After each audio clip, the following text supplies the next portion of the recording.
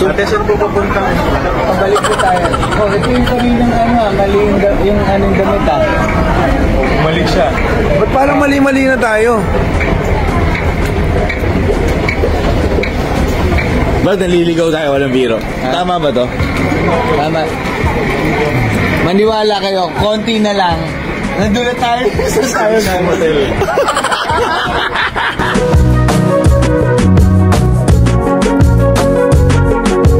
Okay, at eto na ang kinakikiligan po ng ating mga kababayan, lalo na po ang ating mga OFW sa Hong Kong.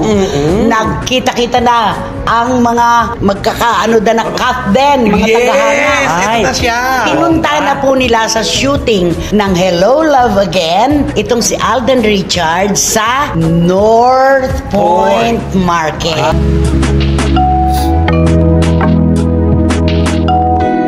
At ang nakakatuwa, di ba, binalikan nila yung mga lugar kung saan nila ginawa ang Hello Love Again. Oo, yung rooftop. Oo, nakita ko nga yung gano'n, nandun daw si Joy. Yes, Joy is here. Tapos si Ethan naman yung nandun. Ang ganda-ganda po kasi nga, establishing shots po ito ng Hello Love Again bago po sila pumunta ng Canada.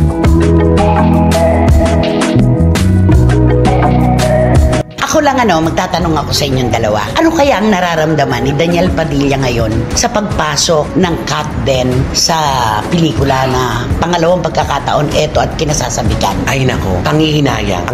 Bitiranang kolumnista na si Nanay Christopher Min napasigaw sa kilig sa patuloy na shooting kina Catherine Bernardo at Alden Richards na Hello Love Again. Kung bago lang kayo dito sa aking YouTube channel, huwag kalimutan mag-subscribe at pindutin yun na rin ang notification bell para ma-notify kayo sa ating susunod na video. Maraming salamat!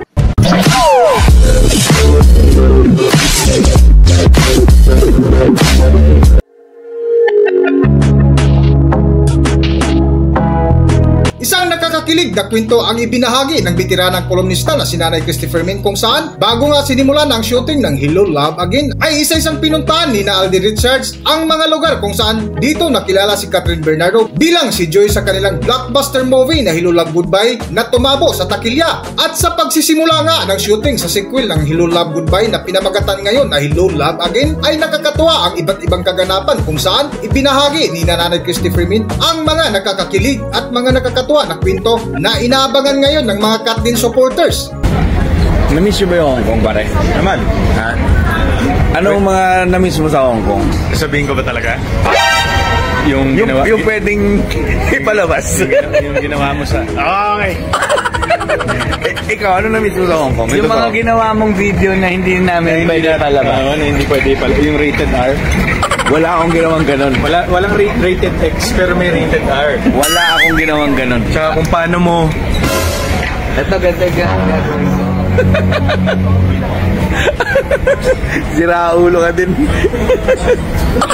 De, pero na-miss ko talaga, Brad. Ang Hong Kong. After 5 years. Oy, huwag kayong magyakapan dyan.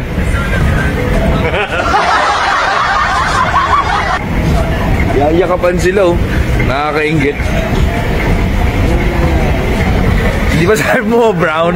Basta oh, Wala ko sabi. sinabi mo brown line. Wala ko sinasabi. Nakakaingit yung dalawa doon nagyayakapan. Yan, ganyan lang. Kasi pag sinahil ko yung... Kung iiwan.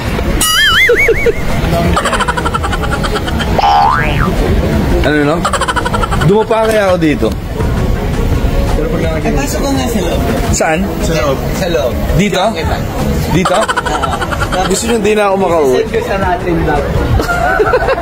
Natin kung hindi ka ma-pan dito sa...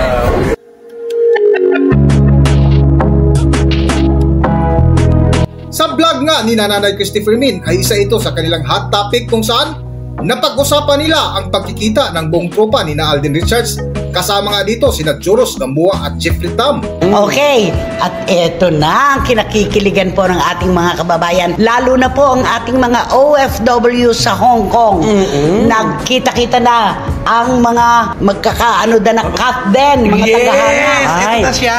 Pinunta na po nila sa shooting ng Hello Love Again, itong si Alden Richards sa North Point Market. Ay, ganon. Kasama niya doon, of course, si Joris Gamboa at saka si Jeffrey Tam at iba pa. Diba? Sila yung mga double cards doon Yes, diba? sila yung magkakasama kasi. Magkakabarkada, oo. At syempre, nung nga yung mga tinetext sa atin, pagka gwapong-gwapo raw talaga ni Alden Richards at totoo daw ang sinasabi natin na wala siyang anggulo. Oo, tama. Yan naman ang Kahit nakakatuwa. saan. Oo. At ang maganda doon, kahit na anong busy niya, pag nagpa-picture ka, magpa-picture. Totoo yan.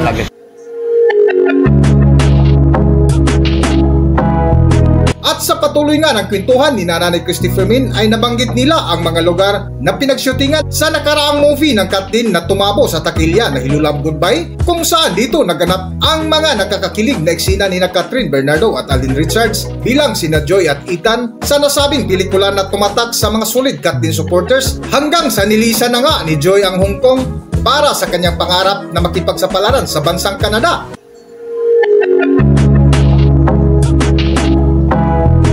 At ang nakakatuwa, di ba, binalikan nila yung mga lugar kung saan nila ginawa ang Hello Love Again. Oo, yung rooftop. Oo, diba? nakita ko nga Yung yun. gano'n, nandun daw si Joy. Yes, Joy is here. Oo. Tapos si Ethan naman yung nandun. Ang ganda-ganda po kasi nga, establishing shots po ito ng Hello Love Again bago po sila pumunta ng Canada para magkita na sina Ay, si Ay, Joy! si Joy, At saka si Ethan. Alden at Catherine. Nakakatuwa ito. Wala na talaga, no? Pagkaukol, bubukol talaga, no? Oo, at saka talaga ito, gusto mo natin araw-araw meron tayong balita, may paayudang kwento. Yun naman ang hinihingi nila Sayang. Kaso hindi naman po namin kaya na araw-araw talaga ay meron. At si Alden naman talaga at saka si Catherine nag-uusap ng malayuan. Anong ginagawa ng mga FaceTime dyan? Totoo. Ay, oo, At ito naman. na, ang dami lumalabas na ito na, baka daw sa sobrang tagal nila ng pagsasama pag-uwi nila. Ay, yun yeah. na-announce na Ano nila. sabi, MU nang umalis, Oo. magkarelasyon na nang bumalik. Ay, yan naman. Ayan naman po ang kakikiligan Oo. talaga ng mga Catherine supporters. Correct. Diba? Ano masasabi mo sa ganda ng takbo ng karera ngayon ng Catherine? Ay nako, wala akong masasabi sa kanilang dalawa kasi parang hinulma talaga sila ng panahon na talagang silang dalawa talaga ang bagay na bagay at pinagkaguluhan sila ngayon, di ba? Kahit sa pumunta. Tsaka para bang kinakampihan sila ng kapalaran. Ay, oo. Si Jericho Rosales nga, tumigil na. Marami nang huminto. Marami nang huminto. May mga pumoporma pa pero hindi makapapasok. Ay, oo. Diba? Correct. Why only now, diba? Bakit noon? Wala kayo. Tapos ngayon biglang andyan na. Ay, Diba? magkaalaman talaga.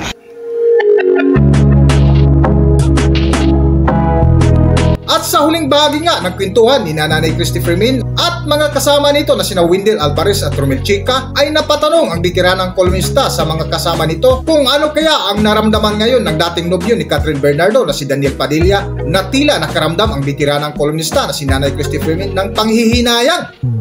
Para sa buong kwento, narito ang video. Ako lang magtatanong ako sa inyong dalawa. Ano kaya ang nararamdaman ni Daniel Padilla ngayon sa pagpasok ng Kat Den sa pelikula na pangalawang pagkakataon eto at kinasasabikan? Ay nako, pangihinayang. Pangihinayang na dati kasi kung sila pa ni Catherine sana, may control siya na hindi kaya nga umabot ng napakatagal to ng Hello pangalawang Love Again, sultada. diba? Kasi napipigilan pa, meron siyang huwag mo na munang gawin yun kasi makatatabunan ng love team natin, di ba? Ngayon wala na talaga. Nangyari kaya talaga yun? Sa totoong buhay sa magkasintahan, pwede silang mag-usap ng ganon. Pwede. Di ba? Pampribado nila yun. Pampribado, pwede. Diba? Kasi tayo naman, di naman nakipagrelasyon naman natin, alam naman natin yung pakiramdam na tayong dalawa lang nag-uusap dito. Hindi kasama. Ikaw, sa palagay mo, anong sinabi ni Daniel kay Catherine? Nako, palagay ko, siyempre, yung sinasabi nga ni Romel, naghihinayang at sa tingin ko talaga parang sinisisi niya kaya sa sarili niya. Alam mo, sa bawat senaryo ng paghihiwalay, yung iba sinisisi ang ibang tao. Yung iba naman sinisisi ang kanilang sarili. Pero hindi natin dapat ibunton kay Daniel lang ang dahilan ng paghihiwalay. Di ba, it takes two to tango? Lagi naman Siyempre, ganon. kung meron kang nagawang 50% at may nagawa kang 50%, kwentas claras. Diba? Maaring pareho silang may kalabisan at may kakulangan. Pwede. Parang ganon. Pero nakakapanghinayang. Hanggang dito na lang muna ang ating video at kung nagustuhan nyo, huwag kalimutan mag-subscribe at pindutin nyo na rin ang notification bell para ma-notify kayo sa ating susunod na video. Maraming salamat.